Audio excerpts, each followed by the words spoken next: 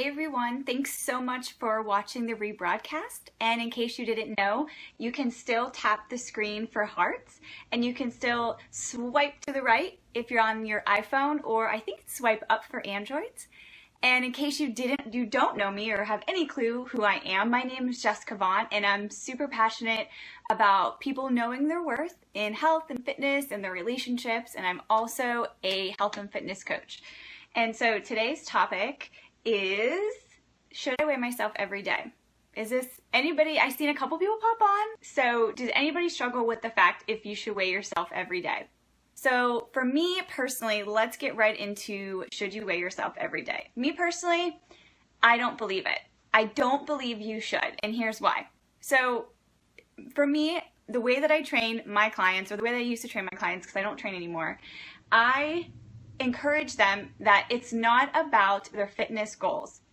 It's not about how much weight they can lose. It's not that maybe what they're doing is not right or wrong. It's about what's going on in your head about what you perceive to see on that scale. So for me, when I'm training somebody, it is not about the number, or it's not necessarily even about the workout. Like, I'm like, what's going on in your head that you can't seem to get past this number? Or what's going on in your head about yourself that you have to weigh yourself every single day? So the back burner here, I train my clients to work on themselves. I really don't care how much weight they lose, because a lot of clients, they're in for weight loss. They're not necessarily in to like become, some bodybuilder or something like that. They're mainly for weight loss. And a lot of the times with women that I work with is from the age of 35 to roughly 55 to 60. I train nobody in my age range, which is crazy. I'm 27. So for me, I'm constantly asking them what it is that you struggle with and why you feel the need to get on the scale. Here's why I don't feel like you should get on the scale every single day of your life. Because if you are not mentally okay with that number that appears, then you shouldn't be weighing yourself. So if every single day say you have a really good victory today. Okay, say you're like, I made healthy decisions every single day today and for the past week, and you lose maybe an ounce over the week, you are going to want to derail and you're going to want to give up.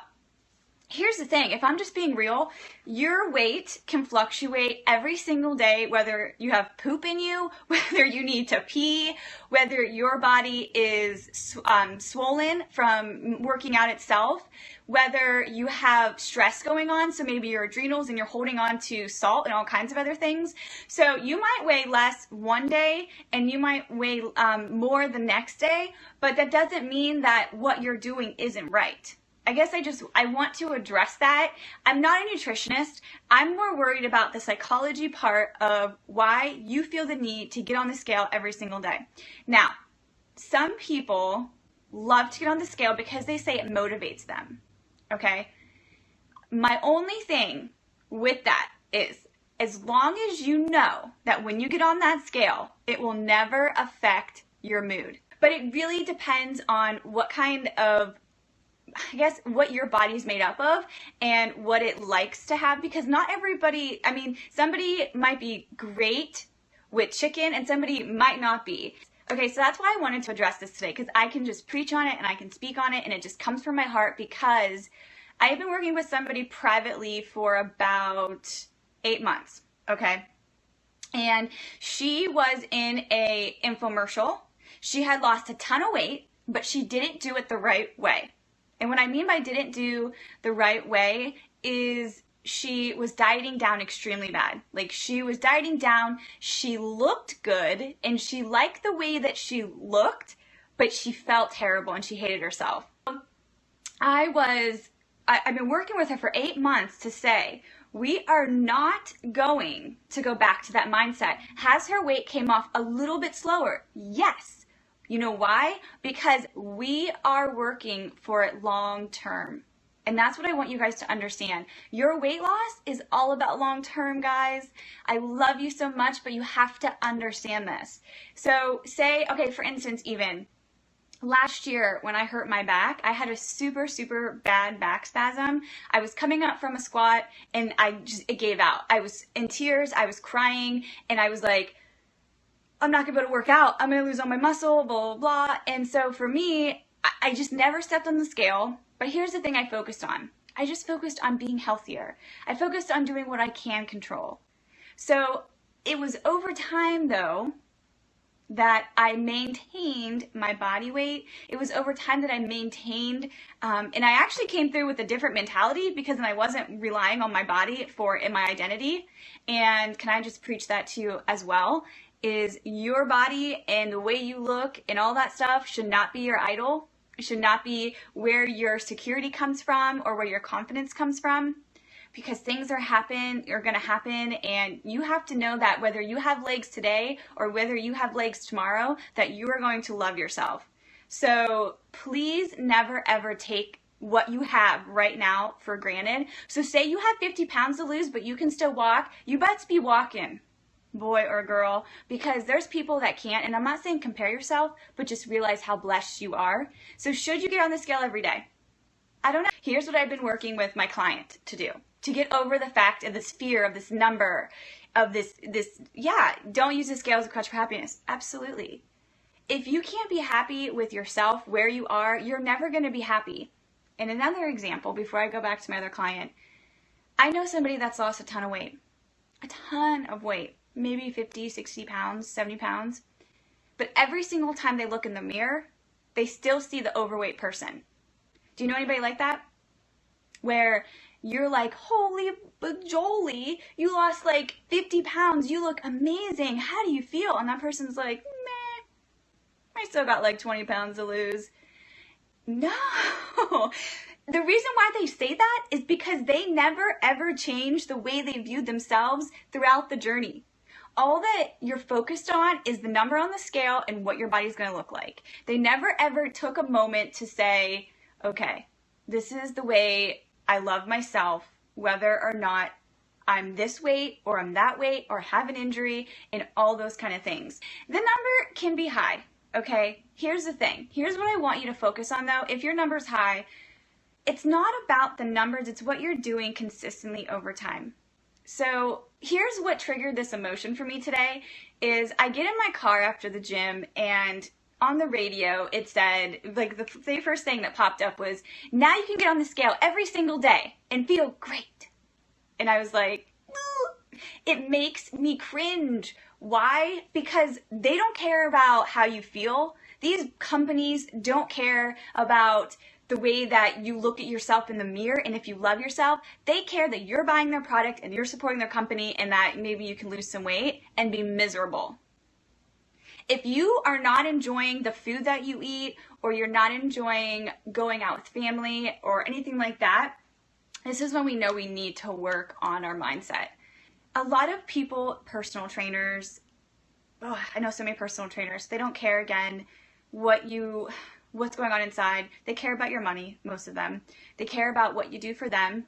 I've seen personal trainers in the gym texting, whether client is like over sitting on a chest press, like not even spotting them, and they're just like, hey guys, what's up? And so, gosh, I just went on a tangent there. So my own personal story started with, I was super young, guys. I can remember sitting and being with my mom and pinching the skin, like my skin. That's my skin. It's not fat, guys. Like, it's skin. A lot of people think that their little arm jiggle is all fat. It's not all fat, guys. That's skin too. Can I just say that? Can I get amen to that? Okay, so going into my story super quick, I wanted to share with you guys that I remember pinching my skin as a young girl, super young girl. I'm talking teens, okay? Just to let you guys know, I'm 5'2", just to give you a preference a little bit. I am 5'2", and at that time, I weighed roughly 100 pounds. So according to regulations, 5'2", I should weigh between 110, 115, maybe high scale would be 120, roughly, just giving you details out there. So for me, though, it was always about the number on the scale. I never wanted to break 100, ever. I never stopped eating I never puked or anything, but it was definitely, I had a dysmorphia of what I was seeing, and I just wanted to make sure I stayed skinny. Okay, so let me put it this way. I was afraid of getting fat.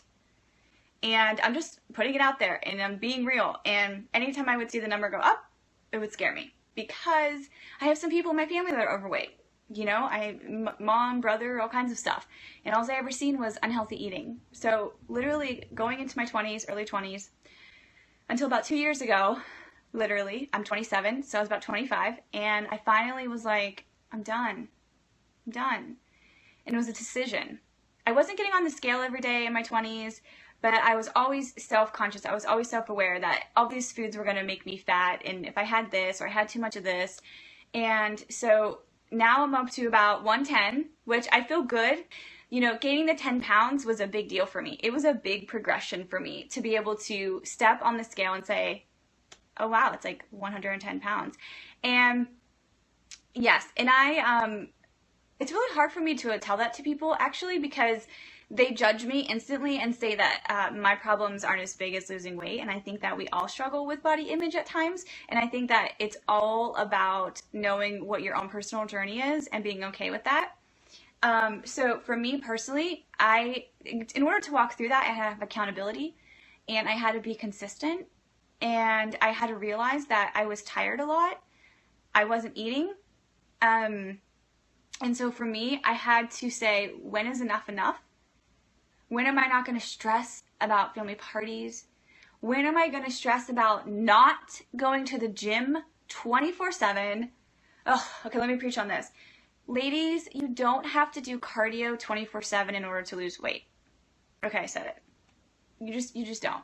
You don't have to run your weight off. You don't have to just get on the treadmill. You don't have to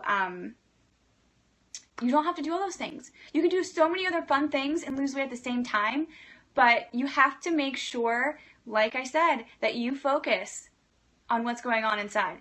And if you have a mirror, you know, if you have a mirror, put some positive quotes on it, even if you don't believe it, because you will start to believe it. It's a matter of being aware of why you get on the scale. Are you guys with me? Right? So I don't want to make this too long of a scope. You guys have been awesome commenting back and forth. I just really wanted to pour my heart into you and say that you have to be the one that answers your own questions of whether or not you're going to get on that scale.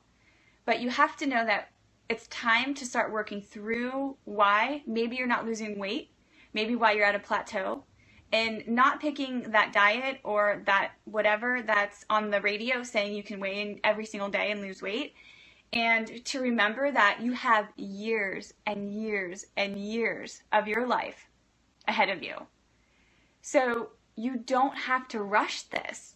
You don't have to lose all your weight in 1 month. So it's been 8 months that I've been working with my client, and she has made such progressions. We have her doing a cheat meal once a week.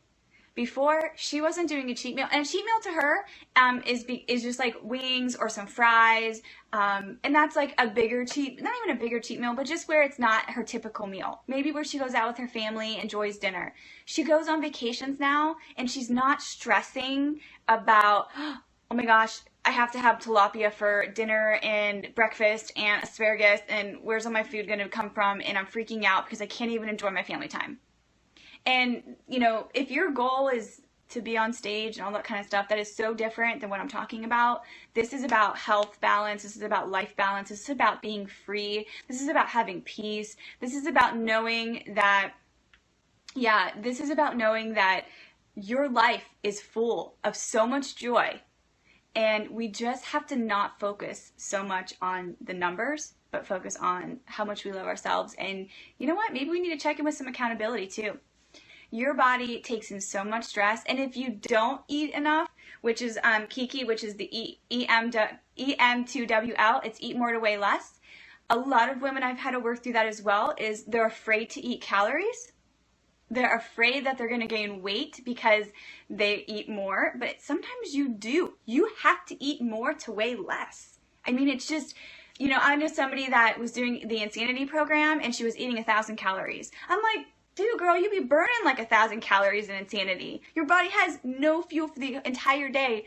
No wonder why you're so tired, you're so depleted, and you just feel like you can't even make it through the day. So my client now, like I was saying, has taken her 8 months to get to a point where she's okay with her body image. And we still talk about it almost, every time that we talk. She's like, you know what, Jess, my husband's noticing a difference. I'm able to keep the weight off longer. She hasn't gained any weight back that she's lost. She is still losing, but she's not losing as quick as she did before in the unhealthy way where she didn't love herself, where, yeah, her body looked good, but she felt miserable. She hated every single thing that she ate. So now we have just worked on really training the brain. So anybody I work with, my clients that I train online, anybody that I have in my challenge groups, any of my coaches, I'm like, guys, this is where we got to start. It all starts with you. Do you agree with me? It all starts with you, and it all starts with Jesus. It all starts with where your focus is and where your idols are, because my idol was in my body for a long time. I'm all about positive. I might not always be quick, guys, and I might be like, you're hanging out with me because that's what I want.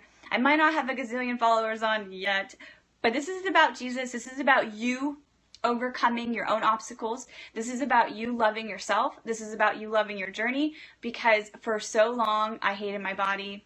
My body was my idol, and I got on the scale every day. All right, guys. Well, I'm going to get off here. Let's do Hearts for Jesus, because we always do Hearts for Jesus at the end. And if you've made it through the if you made it through the whole broadcast, thank you so much.